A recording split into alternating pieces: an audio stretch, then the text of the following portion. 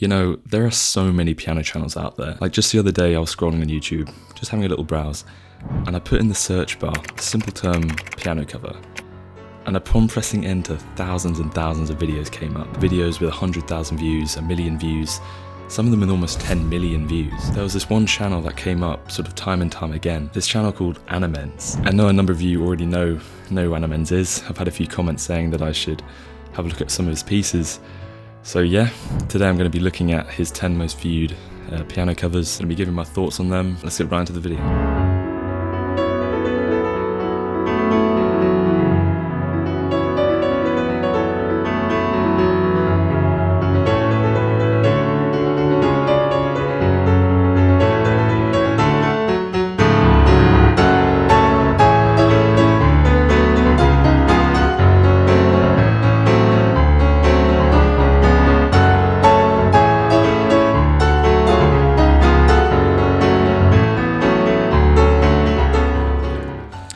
So first thing I notice is it's very fast and involved. It's mainly octave based too, so if you're someone who prefers playing octaves as opposed to like fast melodies, then this piece might be more for you. But I think it's also based around just 4 chords, which makes learning the whole thing just a lot easier because you know what to listen out for in terms of the harmony. Main things to watch out for, as I said, are that coordination section in the right hand, because it flows between hands. You can't have any sort of dead space in between. But yeah, on to the next one.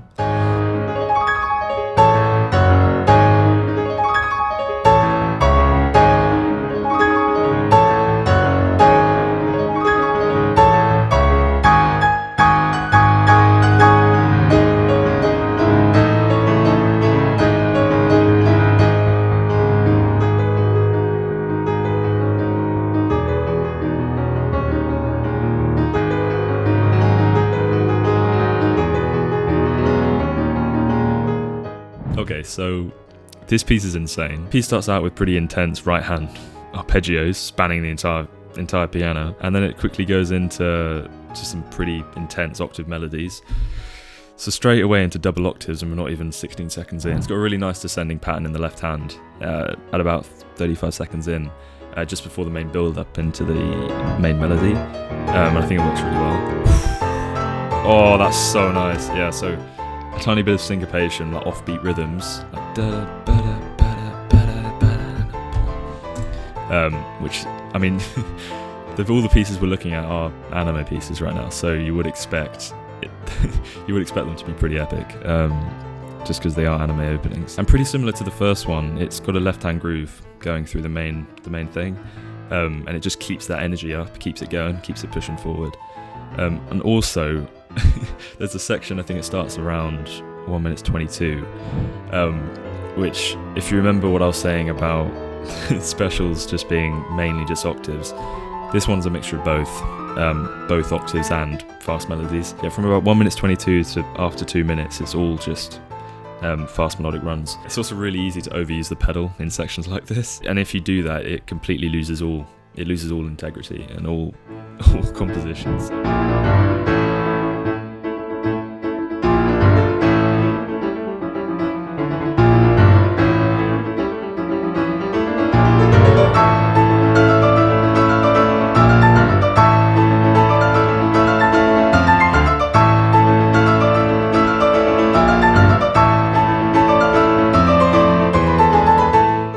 Very animated right hand.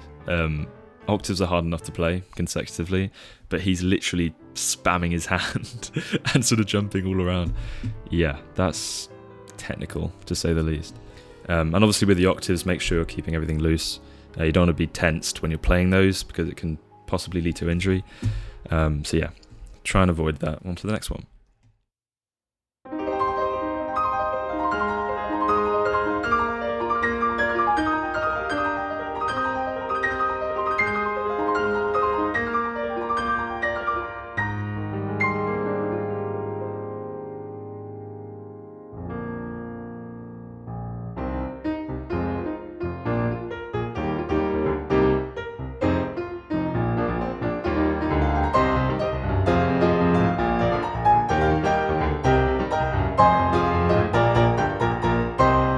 Yeah, so around 1 minute 30 you have the same left hand groove which features, you know, octave jumps in the left hand, and you've got an embedded melody in the right hand.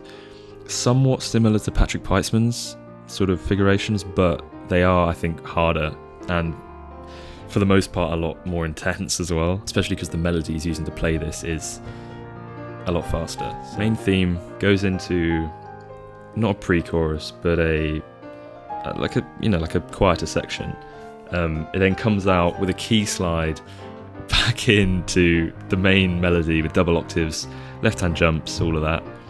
Then it goes into right hand embedded melody with the same groove, and I'm guessing it'll finish with another softer section, just featuring the melody in like a sort of different light, I guess you could say. And it's got some really nice softer sections, which I think add a lot, especially in terms of variety.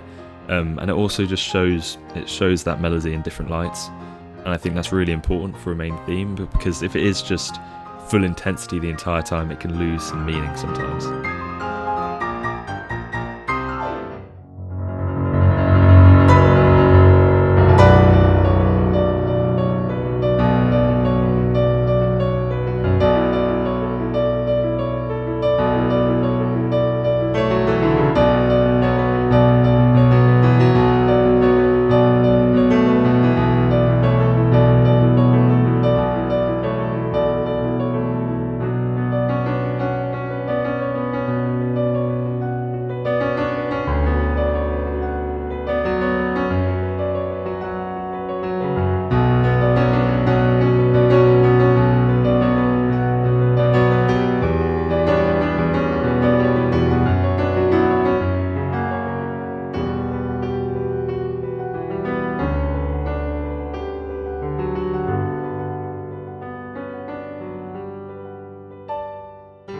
I wouldn't say it's over the top. I think the SPECIALZ piece and the Genesis piece, I think they're a lot more technically challenging. I think this piece has its own struggles though. I think there are a lot of moments where the left hand is taking up a lot of the melody and the right hand is just complementing it with, you know, with harmonic runs. Yeah, so I think it's important to build left hand independence for sure with this one. There are a lot of times where either the left hand or the right hand is playing just an ostinato that's just repeating constantly over the melody, which is in the other hand. And I think it works really nicely. It gives a sort of unsettling feeling and a sort of sense of longing, which is really nice, especially when it's going into the main theme, which is obviously a lot more intense. I think ANIMENZ's arrangements are on another level to Peitzman. I also think they are just different. I think they are obviously two different people, two different styles.